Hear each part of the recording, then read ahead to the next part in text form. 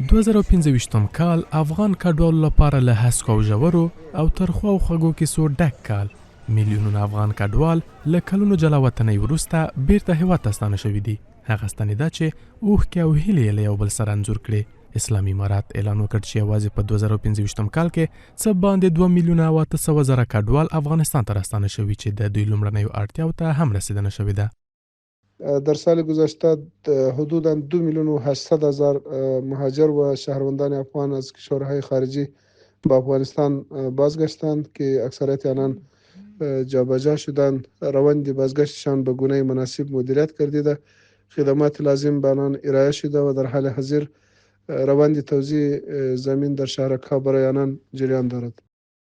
راستانه شوي کډوال که څه هم هیواد ته له راستنېدو خوښ دي، خو خپلې غوښتنې داسې بیان کړي دي.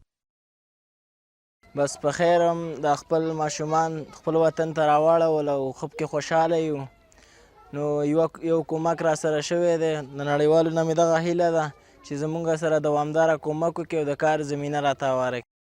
په دغه کال کې هیواد ته د کډوالو راستنېدو زیاتېدو او د هوا سړېدو سره ډېری نړیوالو بنسټونو د دوی د ستونزو کمېدو لپاره پر ګډو اقداماتو ټینګار کړی دی.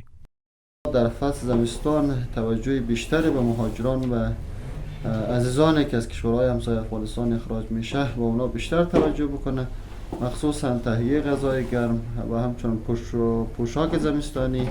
اگر دولت بتواند با جلب همکاری‌های سازمان بین‌المللی و استفاده از منابع ملی زیرساخت‌های اشتغال را فراهم نماید، این مهاجرین بدون شک به موتور محرک اقتصادی افغانستان تبدیل خواهد شد. دا په داسې حال کې ده چې تر دې وړاندې اسلامي امارت اعلان وکړ چې په تیرو څه باندې 4 کلونو کې نږدې 7 میلیونه افغان کډوال بیرته هیواد ته راستانه شوي دي.